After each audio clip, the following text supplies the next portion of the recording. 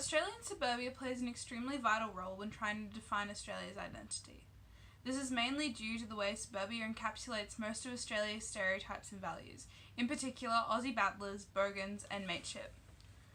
Since a majority of Australians live in suburbia, the idea of suburbia is a deeply relatable yet diverse setting.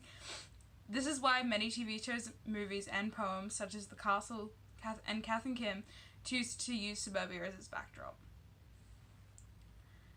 First, the Aussie battler. The Aussie battler is a staple in Australian culture, most often represented by baby boomers in movies and TV shows. The Aussie battler was once used to describe working class people that came from sheep shearing, farming, or industry backgrounds. And pretty much any profession that heavily relied on manual labour or hard yakka. Victor Churchill Dale, aka Dinky Di Dale, is a fairly traditional Aussie battler. He fought in the Vietnam War, went on to work in the mines, and then finally turned to poetry in his old age. He wrote a really good poem about Aussie battler called Aussie Battler, and it gives a really good traditional representation of the Aussie battler. And it says, "Where's the battler from our land, merino, wool and golden wheat? Taken by financial corporations, another farmer walks the street. They've emptied out our towns, called it modern technology. Seems to me these institutions owe the battler an apology." In this poem, Dale mentions some pretty specific attributes of battlers, such as hands-on labour and disdain for modern technology. But more importantly, the implied theme of banding together as a collective against a common enemy, which in this case is corporations, is really, it's really textbook battler, I guess. The sense of community that battlers have found with each other, it 100% stems from the suburban environment that they've settled themselves in. Obviously there's the obvious point of making the, they relate to suburbia because they live there, it makes sense, but it may be true, but I think it more comes down to the way that battlers have been raised with this really intense Aussie dream thing ingrained into them, which is actually really interesting because it heavily relies on suburbia as its background. The Castle managed to encapsulate these two essential themes within the battler archetype. The movie is set in a fairly close-knit, typical Australian suburb, and the main character Dale is portrayed as a classic Aussie battler. He is a stereotypical male figure within the family dynamic, introduced to the audience as the backbone of the family. Daryl is immensely proud for his great Australian dream-type lifestyle, and he is eager to let everyone know about it. In his eyes, he's reached the peak of survival, because he has it all. And I think this is why battlers form such a massive part of the Australian subculture, because they're literally born and raised in it. And, yeah. The bogan. The bogan is a stereotype that is actually born out of suburbia. The term itself has been coined in Sydney, when the eastern and central suburbs noticed that the western suburbs were less refined than themselves. And it's proven that if there's a group of people living in a close space, a hierarchy will be established, and the bogan is at the bottom of this hierarchy. Unlike the Aussie battler, which covers a very specific type of person, the bogan is a very wide spectrum.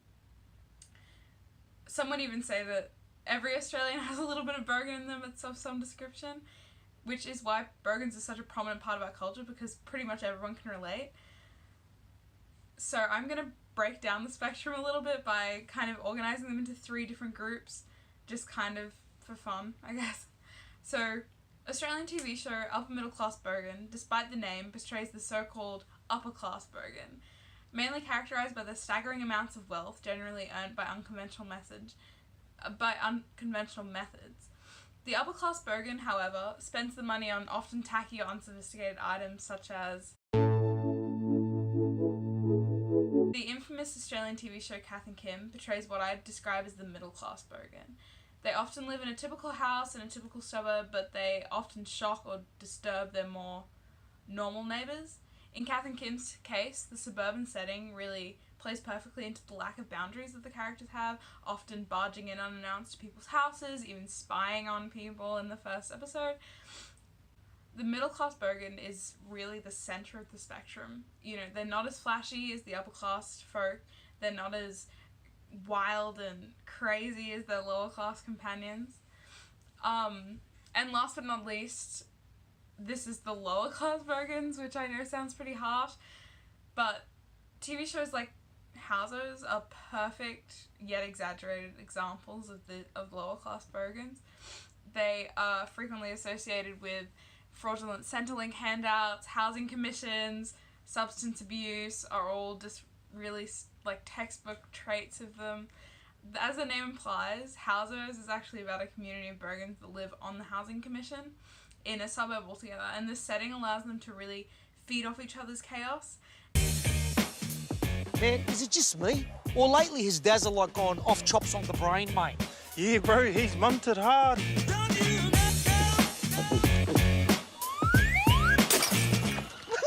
You fucking clown, do I look like a recycling bin? Fuck, that was funny. I've got glass all over me balls and everywhere, look!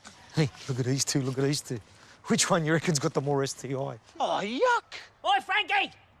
When are you going to steal another ambulance, brah? Hey, grub, don't talk to me, mate, all right? Get fucked, you fucking idiot! What was that? Want to get smart, do ya? I'll give you 2 phones, dickhead! Bunch of sluts, mate! Man, I swear, I think I need a drink after all of that. It was like full stressful. Let's go to my place. Sweet, bro. And just escalate into like these crazy situations. And it gets out of hand, basically. And last but not least is mateship. And this one's really obvious. I know pretty much everyone, including you, can probably relate to this. But when you live in the suburbs, you're very close to other people. You can't really avoid them, whether you like it or not. Much like what we see on shows like Big Brother. When strangers live close to one another, often there are 1 or 2 outcomes, friend or foe. Luckily for Australians, we're pretty laid back, so it's much more likely to make a friend than foe.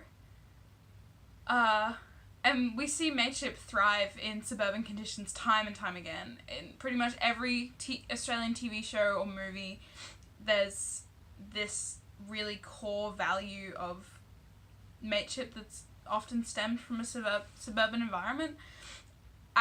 All of the TV shows and movies that I mentioned so far in this video have a really strong theme of mateship in them. Here are some examples. I'll put them on screen now, just to kind of really like show that across the board, no matter what class or whatever you are, you can see that idea of mateship really carry through. So, where does suburbia fit in? Where does it all tie it together? More important than any of these groups alone is the intense overlap between them all.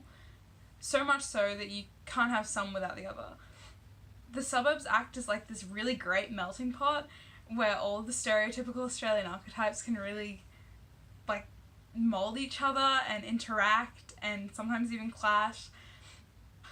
Although no Australian fits into just one of these categories, living in suburbia, as most of the population do, is like this great platform where you can bond with similar people but also kind of stretch yourself and interact with people that you might not already be interacting with. We as Australians are the ones who craft the Australian identity, but we would each be powerless without the community behind us shaping us as people, and that is the role that suburbia serves in the Australian identity.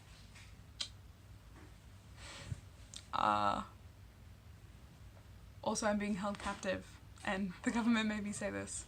Thank you. Bye.